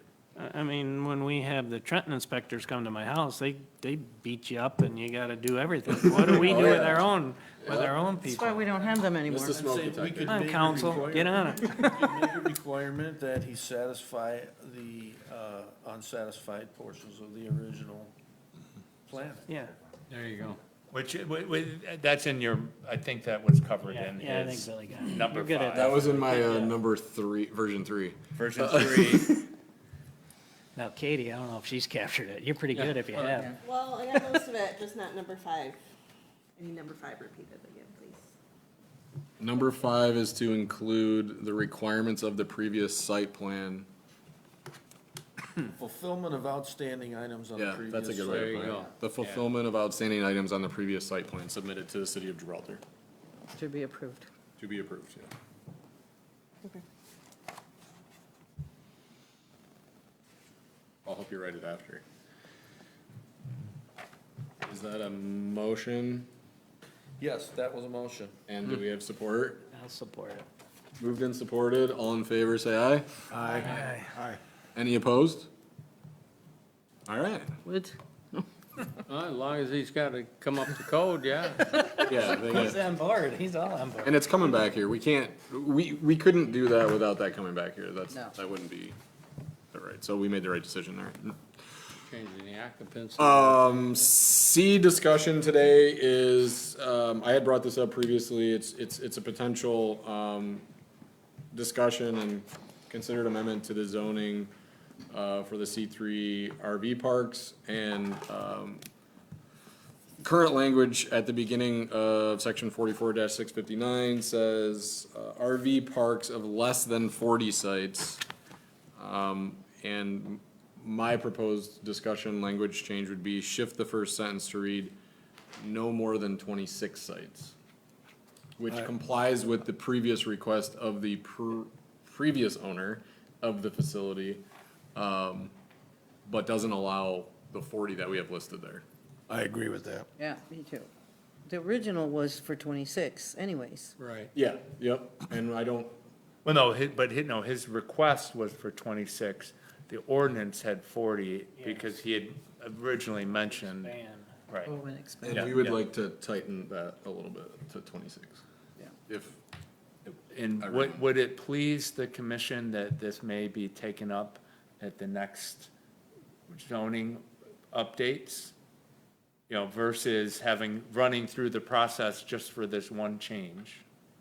when's the next, The so that would process be. we're talking about as far as. Well, it's these reviewing the other, ordinances in general. if the changes come, it would get wrapped into The the next broader- round of changes. Oh. the broader Well, so rewrite. if someone comes back in the interim, then they wouldn't, They wouldn't, but yes, you are risking 14 more units during the interim between now and when you change the ordinance. But you have to hold a public hearing, notice When is that? if you make the changes to support their, The 50K? the horse stable. Oh, I think we should do it quicker than that, in my opinion. That's, I would agree. Because I don't know how long the horse like, if they come back with a site plan review, I mean, that could be 6 months, right? Hopefully not, hopefully it's next Yeah, I month, don't but think it will I'm be. They're not, on top of it. I'm not 100% confident there. all right. I think we should, so we'd be looking for a motion to make the adjustment to 26. To schedule a public hearing And to schedule a public hearing at the next meeting Yep, for a zoning ordinance change. correct. So you have to have a public hearing even when you reduce the amount? You're changing you're changing your ordinance. Yep. And council is gonna make that change. Yeah. Yeah. It's a recommendation after, right, to council if we. Yeah, it's a after the public hearing, you would then make a recommendation to council. But isn't it each time an ordinance is changed, we require a public hearing, regardless of what the ordinance? Whatever the change is, Correct. correct. That's correct. Anybody? I'll make the motion or second it. If there wasn't a That first, was I'll a make the motion. You're motion. first. Do we have a moved and supported, and that is to amend the current language in section 44-659 to read no more than 26 sites. Okay, moved and supported. All in favor, say aye. Aye. Any opposed? Okey-doke. Discussion for D today is in regards to the topic that the mayor had brought up earlier. And it's looking for potential committee members for the ordinance committee. So be looking for 2 folks that may be interested. And I don't know how often, do we know like how often you'll meet or when or things like that, or not so much yet? Not yet, but I would imagine that at least once a month, and I think in advance of coming to the planning commission. So I kind of envision, in most cases, it's gonna probably be the planner that's going to draft some of the language based on the feedback with this subcommittee. Come back to the planning commission, like you've talked about the ordinances tonight, what's your thoughts? And then you keep proceeding through, so you basically have an updated ordinance for each of your zoning districts in there, as well as all of the other language as it pertains to fences, signs, parking, site plan review, special use, So the whole package. How many of those are you looking at? What's that? Hundreds? What's that? How many ordinances do we have? Ordinances, hundreds? Yeah, probably. Yeah, but most of the change is just to the zoning ordinance. What we would recommend is you ask your planner to draft you a new ordinance. And that you then ask them to incorporate the things that work in the ordinance, which are not many, but you probably bring the fence across. You probably bring the fence ordinance across, the storage ordinance components across, and then the specific requirements within each of the zoning districts. We're doing this with other communities. Because of this grant, I mean, we were the ones who sent this information to Vince. But I would recommend, you don't want to go piecemeal because you're talking through this for 18 months or 2 years. I would suggest you have them, if you hire someone, have them, talk to you about their vision and and everything, send them on their way, and then they will return with an ordinance that will be in the order that is kind of the standard state order now. It may include administrative site plan approval, language that's already included, but they'll bring across your definitions. I mean, the things that you've worked through that are specific, the sign ordinance, those requirements would get pulled in. But your ordinance is challenged at best. And the last time I told the community that, their zoning official said, thank God you told us to get rid of this thing because it doesn't make any sense and it's really difficult. How much time did Vince and I struggle to find a way to make that accommodation today for the extension of the approval, and how much, when it expired. Normally that's stipulated directly. It's a year, You know, it was Ours is vague, yeah. vague, and I had to look through the entire ordinance to find out where it was said. It said it, but it was very vague. It was not very direct. So just to save yourselves a lot of suffering, I would suggest you then have probably you'll probably want to have a couple special sessions where you literally then have them go through and talk about each section, but you'll want to go through it in totality. They'll be able to say, we pulled this in from your ordinance. This is all new standard language. And then you would ask, does this, what about this case? Well, that's covered here, or that's in another section of the ordinance. But it would help reorder your ordinance, get it closer to standard language that we see in zoning ordinances today. That's just a personal recommendation in watching a lot of communities have to go through this. And that would be discussed with the committee on plans and things like that. Do we have? Yeah, and I would agree with Arthur that, typically your planner is going to be, engaged with it. I have to tell you, Gibraltar's pretty unique, though, particularly the residential area. And, obviously you have to follow your master plan, so the timing couldn't be better to do it now since it was adopted last fall. But they're probably, with a steering committee, a couple of areas where you really got to have the administrative approval is not a small item for this community. I mean, other communities have jumped into it, but clearly we had that discussion tonight. So those are the kind of things I think, where I see the planner would be facilitating a lot of that, but there's still some very specific things to Gibraltar that I think make it different. And you did a nice job, broadly with the M1, M2 area, so you got a good chunk of your city done. But the residential area is an interesting challenge, particularly with all the canals and the dimensions of the properties and, how do you deal with that? And that's where the building officials pull out their hair, and interim city administrators as well, so. And what's happened is your zoning ordinance was probably dropped in with a model, and there are two companies that did it in the 70s and 80s. And so your ordinance, or in the 60s here, they didn't look at the lot sizes that you had. They just said, here, a standard residential lot is 80 feet wide, if you were platting something. Well, your city had already been platted. Why they didn't do that? It was either speed, didn't care, it wasn't in the example that they were using. So you were gonna want to have you're gonna wanna have them not give you the standard district dimensions. You're gonna wanna set the dimensions closer to what you have, so that you then eliminate having to go to the BZA and dealing with all of the issues that are related to construction of new buildings and additions and everything. You're not gonna wanna try to do that piecemeal, district by district. You're gonna want to have them come through and say, here's our suggestions, we did an analysis of your districts, and here's what we think gets us close. We're 50% closer to the standard lot size. We can't get 100% because your lots are that much smaller, or they're narrow, or they're deep, or whatever. All of the above.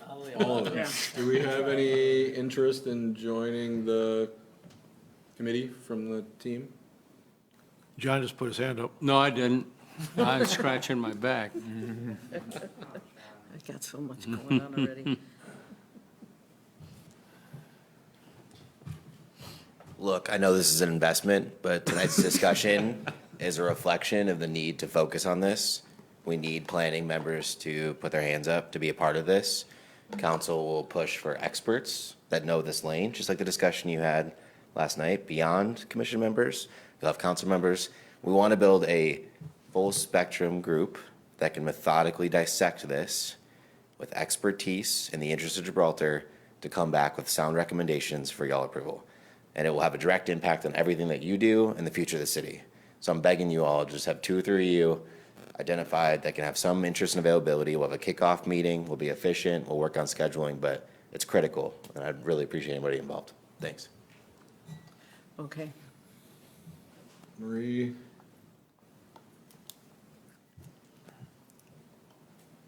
I'll go.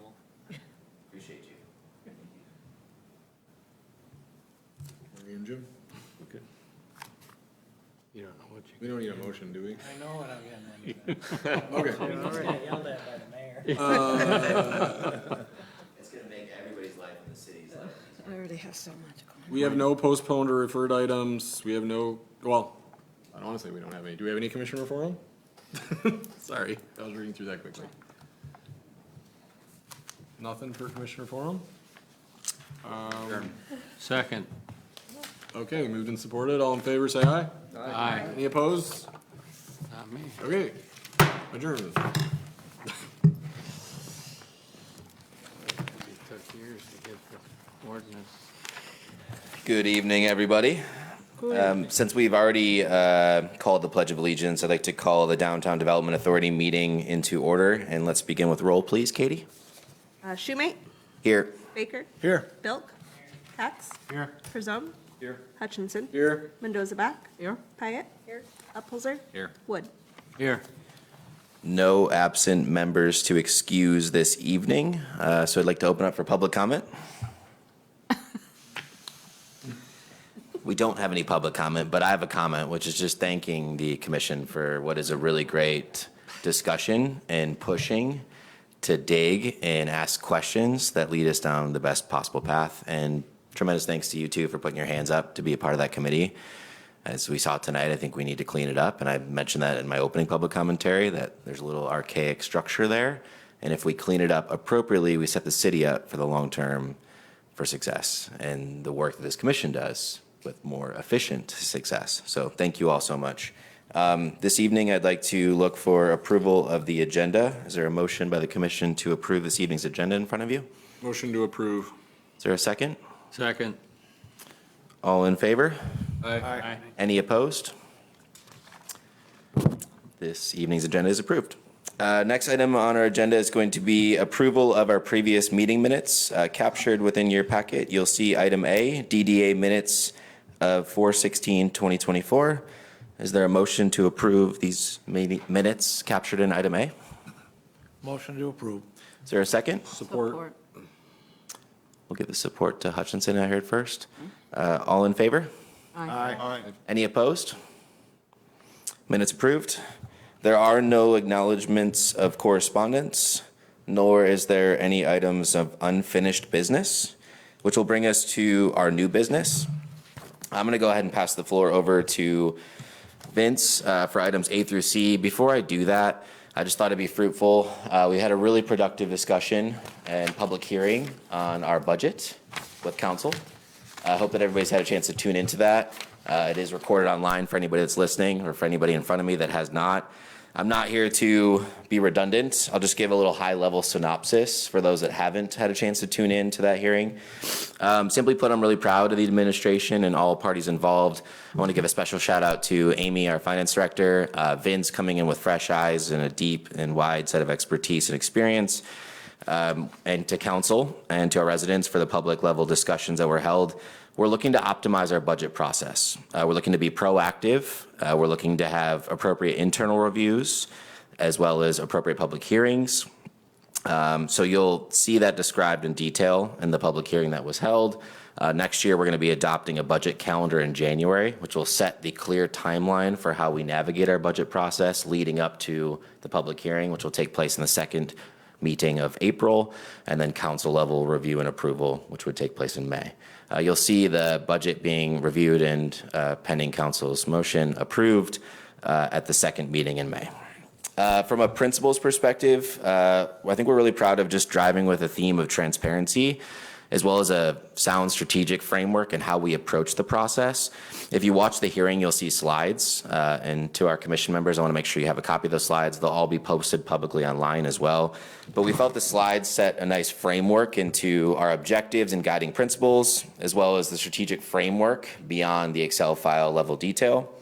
Simply put, property taxes and water and sewer revenues make up 65% of our overall budget.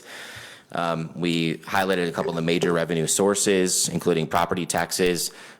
We reviewed publicly that we will be reducing our millage by 0.2657 mils, which is a great signal for the community. We also highlighted that we received a check of $210,000 in change from Shuva. I had the honor and privilege of picking up that check at the last board meeting. For those that watch the public hearing, right now the proposed budget includes giving every household in the city of Gibraltar $25 off their water bill if they complete a survey link related to our lead line work. So when we save, we want our residents to save. We also proposed absorbing a increase in our water rate that we received from our Great Lakes Water Authority partners. So 12 cents to be exact is the increase. As a city, we have to pay for that water, and with our Shuva look back, we're actually proposing to eat that increase and not pass it along to our residents. So some great signals when we save. Hopefully our residents feel that savings. Fund balance specific to DDA is healthy, and Vince will talk more about that with you all. We have our DDA bond surplus as well as existing balance, but DDA is in a healthy state. When you think about kind of a summary of our fiscal health, I just want to call out bullet point by bullet point. General fund, we're in a good equity position. We got to be mindful of future millage limitations. As I just mentioned, we're reducing millage by 0.2657 mils, but we're playing against that upper threshold, so we have to be mindful of that in the long term. Major street fund and local street fund, we balance that operating budget. We have modest fund equity, which is great, because that modest fund equity will hopefully equip us with the ability to focus on roads, which our roads need work. Obviously, some of that's dependent on the outcomes of the bridge projects. I won't go into detail meticulously there, but simply put, we're focused on exploring rehab for the Horse Island Bridge. If rehab is financially a good decision and structurally a good decision, then that would lead to savings, which could otherwise then be applied back to other needs, such as roads in our community. DDA fund is, and I don't use these words lightly, extremely good position. There should be future discussions with council and commission around our high TIF capture and how we manage that, but I'll let Vince dive into any more details specific to this set of items A through C for this evening. Water and sewer fund, I mentioned we got good fund equity, and that Shuva look back helps us hopefully give back to the residents pending approval by council. Pension funds are fully funded with conservative assumptions, and retiree healthcare is more of a pay-as-you-go system. So in summary, feeling really good about the budget, but we have to be strategic and long-term minded. There's a laundry list of projects that I won't go in. That's all captured in the public hearing notes as to how we want to focus and prioritize for execution against needs of the community. But just want to give a high-level synopsis for those that didn't get to tune in. And Vince, would love to pass it to you to go in detail with the commission on items A through C. Thank you, Mayor. The first item I want to go over, you'll see up in the upper left, it says current 23-24 budget spreadsheet is a handout that I had put in front of each desk before the meeting. The significance of it is as you look at it, and I'm more interested in going through the far right column with the activity. And if you look to the bottom, you can see that the operating surplus, after we back out the major water project that was bond funded, with a DDA bond, is about just a bit under $50,000 at this point in time. You go down and you can see that as of the 16th of this month, there was almost $1,070,000 in there. Today, Public Works Supervisor Bill Kane and I met with engineers at Rains, and there's two more pay requests that are going to be coming to the City Council for approval. But at that point in time, we're anticipating that you'll have a surplus of $800,000. We've been, when I get into the budget, Amy and I went conservative and budgeted. There was going to be a surplus of $750,000, but it's going to be just a little over $800,000. So, I know at the last meeting when we did the bond resolution to identify additional projects, we talked about $750,000, but it'll be a little over $800,000. So with that gives you kind of a snapshot of where we are with the current year budget. Again, an operating surplus is what we're probably looking at, as well as about $800,000 remaining in the bond proceeds that were issued last year for the water main project. Questions before I go forward? Is that bond proceed, are we allowed, so the 800 is the expected by the end of 24 fiscal year? Yes, at the end of June 30th of. Is that money specific to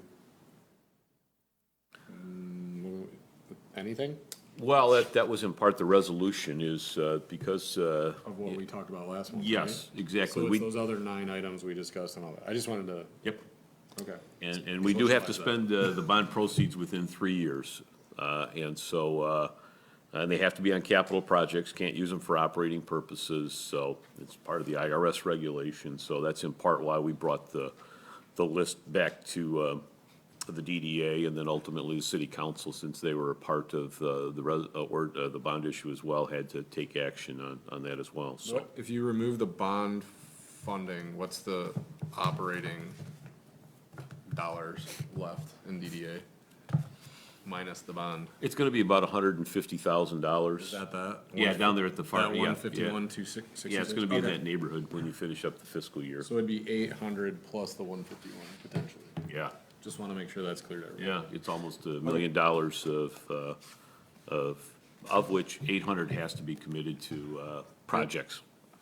Just wanted to. Yep. That's good. I'm glad you pushed on that, Chair. And I know the list was mentioned, but Vince, maybe a little bit of color, like the HVAC or other projects that were in scope, just for the sake of those that are listening Yeah. in context. I'll try and remember what the 9 projects were, but I think the HVA system at the community center, parking lots, whether it's City Hall and/or the community center. We talked about the roof here at the City Hall, backup power for the Public Works building. We also had, I think, a small storage area or off of North Jib for the DPW that we had talked about. But that's pretty much the nature of it. We put $350,000 potentially for if we get the congressionally directed spending that we're requesting through Congresswoman Dingell and Senator Peters' office for the Middle Jib bridge crossing. That would be the local match for that project. So there's, some allocations for it that we've contemplated. And then trails, if we find the funding and for local matches, I know I'm forgetting something, but in general, that's it. And one of it is with parking too, is, we'll talk maybe on the back end of it. Mayor and I talked a little bit about some of the parking downtown and some of the improvements outside of the existing parking lots that, we may need to consider, so. Thanks for that, Vince. Good news, it's practical project application, and some of those applications would drive savings, such as a outdated, inefficient HVAC system replacement. So the next item is just hitting the high points of the proposed budget. The tax increment revenue is going to be increasing just a little under $20,000. That's just over 3%. As I mentioned earlier, the surplus bond proceeds, we budgeted $750. That's what you'll see. It's actually, now that we're closing that out after meeting with our engineers today, it'll be just slightly over $800. One of the things we did was we moved assessing services to the general fund. It's still in there. I'm not sure. I think Amy, in some last minute juggling of everything as they go, forgot to do that. It's in the general fund, but it'll get removed with a future amendment. What's not in there that she didn't put in there, again, will get replaced, is we put $15,000 for additional police presence during summer, during the summer and events. I had cause to be up in Traverse City and was looking through their budget and noticed that the DDA provided some funding, and from what I gathered, not having been through a summer or the 4th of July, is that it's pretty intense, and that the additional support that the PD can use is appropriate use for the events that are in the DDA district for business purposes, so. Well said.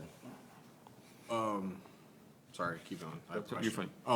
fine. We have 4th of July and Farmers Market listed under revenues and proposed. Are those, do we typically get, would those fall under expenditures? It's both. Yeah, there is some. I thought we didn't get anything from 4th of July, usually. Sponsorships, yeah. Oh, that's why that's in there. Okay. I'm good, keep going. We got another $10,000 in there for additional programs, events to be determined, although it's listed in the director line item. But, you know, there's some additional funding for programs and events with that. When you look at it, also, the operating budget for the upcoming year is balanced by the capital improvements line. So on top of the $800,000 that you have from the bond proceeds, there's still another $268,000. And I'm going to go into a little more detail with the next 5-year forecast, tracking some of that. And then again, you'll see that if you look at the line item related to the debt service, you'll see a big drop off from the current fiscal year till next year. The current fiscal year was the last year for the original bond issue that was issued, and now you're going to be picking up the full debt associated with that going forward. And so, in general, you know, with the proposed budget,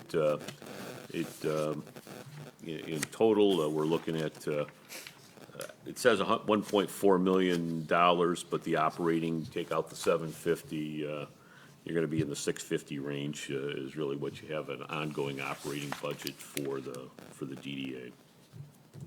What's the net deficit of 70,200? What's that? Oh, that's previous, never mind. The You're good. surplus That was deficit. 2023, we're good, sorry.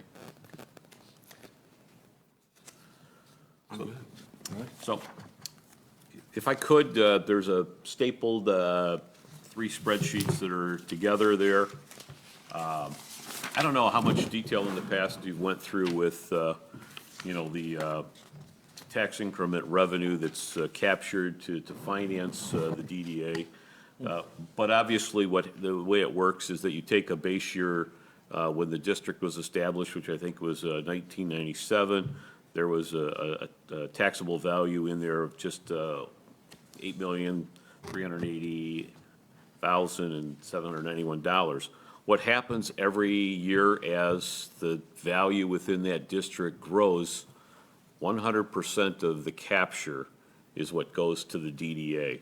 So as you look down below, you'll see the village levies that participate in the tax increment capture. It would be the city's general fund, the solid waste fund, and then the other taxing entities is Wayne County, the Wayne Community College, and then the Metro Parks. All of the ones that are voted are the ones that are not included in there. And so what happens is for this upcoming year, you know, we're looking at about $642,000, and you can see that it grows in succeeding years, you know, pretty quickly. So that's literally what, you know, you have as far as your primary operating income for the Downtown Development Authority. So what's an assumption of a 3% taxable value growth every year, and then incremental tax revenue growth of 4.07 or down to 3.92? Yep. And you can see how that affects going on. This year we had, I didn't put the number in there, but overall citywide, it was just under 7%. This is a very conservative projection. Yeah. And so that, give you a little background on it is in perspective. That's why I asked, because your growth might be over your tax, yeah. Exactly. Got it, okay. So if you flip to the next page, what'll happen is taking essentially the same budget that we have adopted in the past. Do you get a copy? Yeah. Oh, okay. And I just carried it out another 5 years. Again, taking that same revenue assumption that you have, carrying forward some other revenues that we know exist. A little more conservative on the bond interest if the Federal Reserve decides to lower interest rates. But at any rate, you see what the revenue projection is, and then carry over all the expenses, make some assumptions related to that for each of the following years. Down at the bottom, you will see principal and interest payments. That's the actual schedule that we have. We know what that is. It's known. And so the line below that is literally what you have surplus to work with if nothing changed. So you'd have 285,000, roughly 300,000, 330. It continues to grow based on, you know, if nothing was to change. That's a pretty sizable amount, and there's some, couple of projects out there, and I bring this to, and by way of example, one of the references that the mayor mentioned was looking at the tax capture. I, by way of example, put on the following page, you can see if you captured 85% as opposed to 100. Now, I've worked in a district, in a community where we didn't capture the full amount, what that would look like. Plus, I also, and I think Arthur and I have talked about it, we put a lot of stuff in the DDA that we probably should have in the general fund and capture it through an administrative charge as opposed to putting a lot of it into line. I think it's a little cleaner. But the essence of it is it's a bit of a wash with that. But you can see that you would still, if you went at 85%, you still have $200,000 going forward. And then, you know, again, it'll continue to grow incrementally over the next several years. What was that 15% deficit again? Like if we went to 85, that's assuming what? That would be taking the the forecast that I had with the existing TIF capture and then applying 85% to it. So what that would do is. What would cause that though? Like if. Okay. And part of it is, and I didn't put this in the spreadsheet, but that's roughly the city's general fund contribution would increase by about $60,000 by doing that. Yeah, so you're just reallocation of funds from one location to another, essentially. One budget to another. Yeah. And the significance of it is, as the mayor alluded to in the summary, was that, you know, our general fund is solid, but we do struggle with going forward with funding limitations because we are maxed out with the Headley millage cap, and so, you know. So it would allow council to do other decision-making processes to support the city. Yeah, yeah, and so, but I think it's a conversation that, you know, certainly the council has to have, and certainly participating with the DDA, because there's still projects out there to be done. And so what's that balance? And I do this more for illustrative purposes, that it's a consideration that, you know, the city council and the DDA have to be, you know, in step with regarding if you were to consider that. But also, I think the first item of business is identifying what all the projects can be. While we've got some that we identified with surplus 800,000, there could be some other parking considerations in the immediate downtown area that need to take place to expand the parking and availability, so. It's really good layout and transparency, in my opinion. I've never gotten. It's different. That level of granularity, which is what I'm used to in my regular life. So I appreciate that. Yeah, tremendous thanks, Vince. It's exactly the model we need, which is to think long-term and drive sound near-term decisions. And the beauty is when you tie them together, they relate so intimately. So thank you profusely. Well, no, I appreciate it. It's, you've got some big decisions you're gonna have to make, and so I just wanted to set the table. It's coming further discussion, you know, how you want to approach it, but you do have something to work with here as the DDA. It's just how do you fit it in with the rest of the city's council's goals and objectives, so, yeah. I have a question. So you have the interest on investments. Do you think we're in a position now, or maybe in the future, of making additional investments? Or if we did, does that impact our ability to get grants in any way? Additional investments in, Well, here we have interest on investments. yeah. So are we in a position now, or will we be in the near future to make additional investments, or does that hurt our ability to get additional grants? I think you're in a good spot. And I say that because at the end of the year, even with the very conservative assumptions that were made related to future investment earnings, you still have $200-something thousand to work with.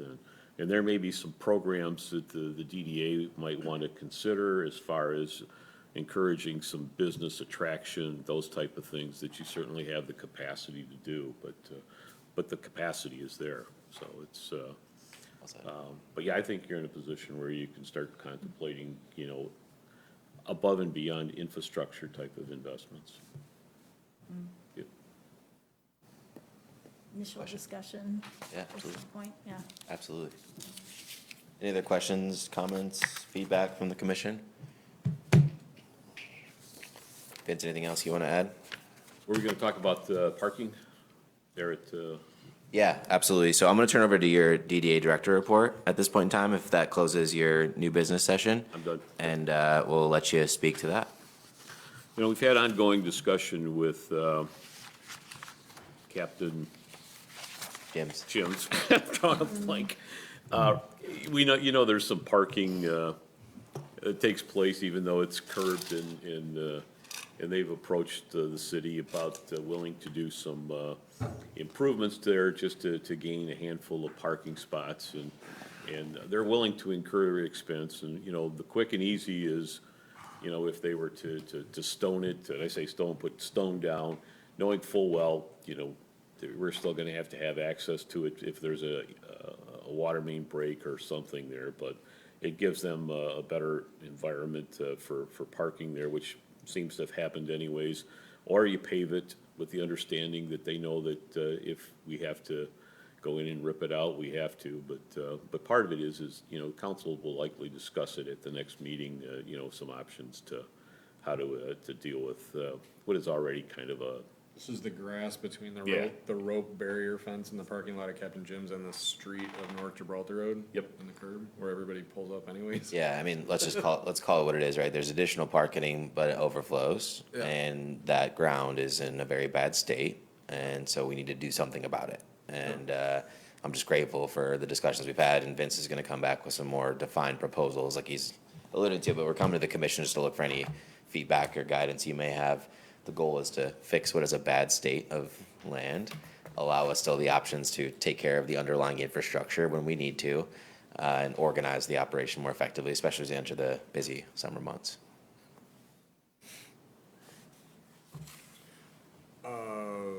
So discussion on like what we think about it?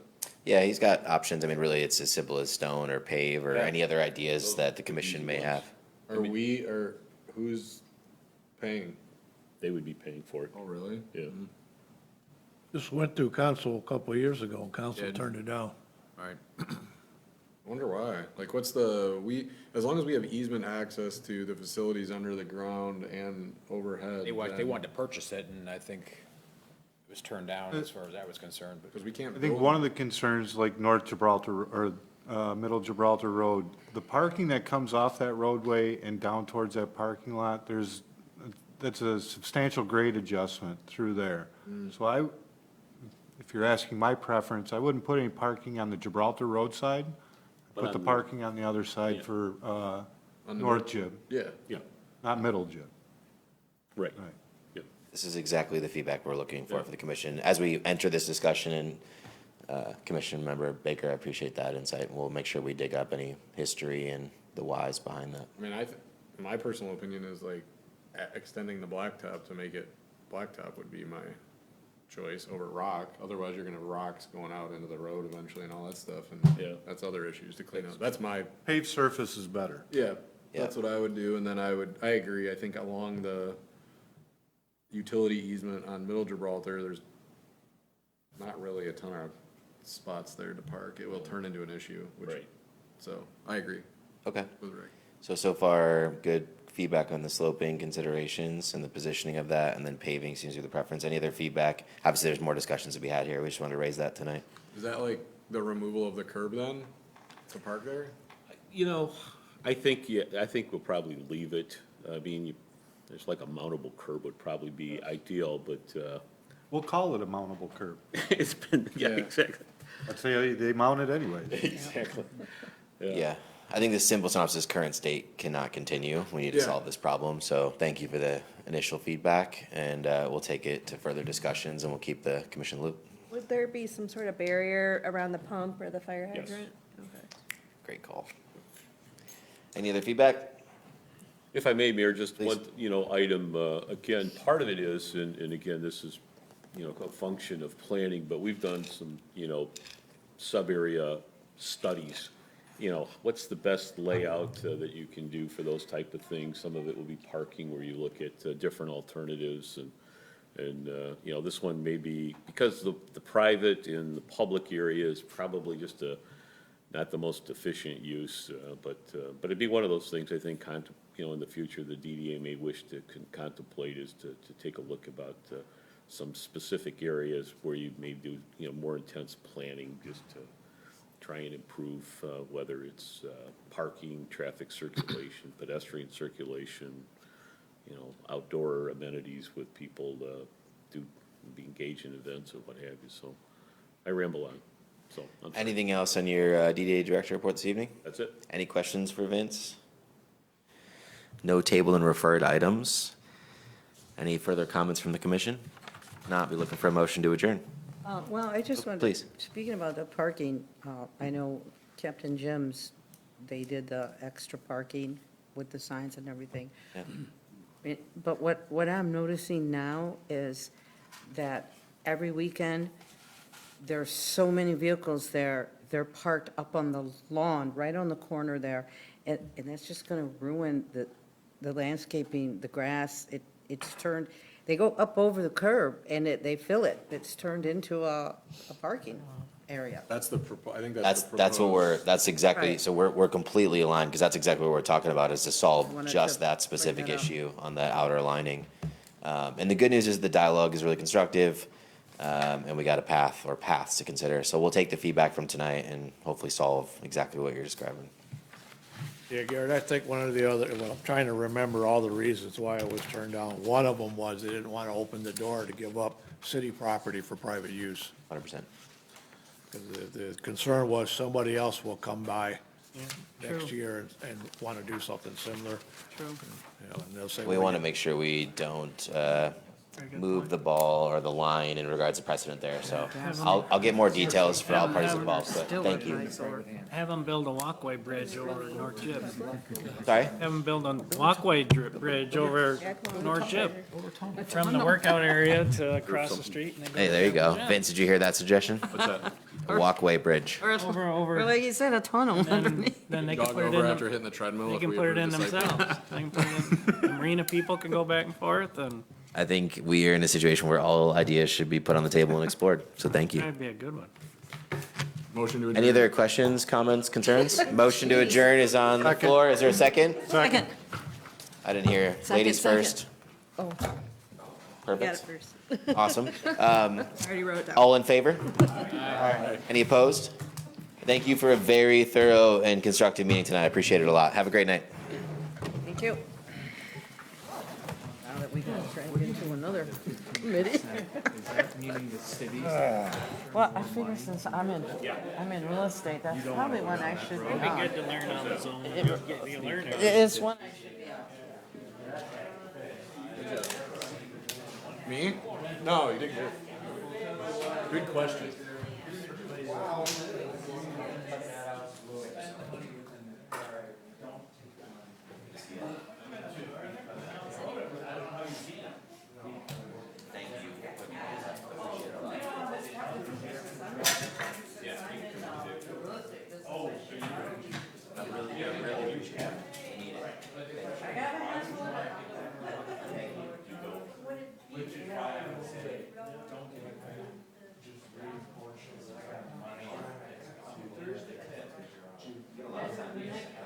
We'll fix that. I'll let you know where it's at. Appreciate it, you know where I live? I know. Knock on my door. All right. I mean, I thought it was. It's something that, oh, you're not a big fan of it either. Producing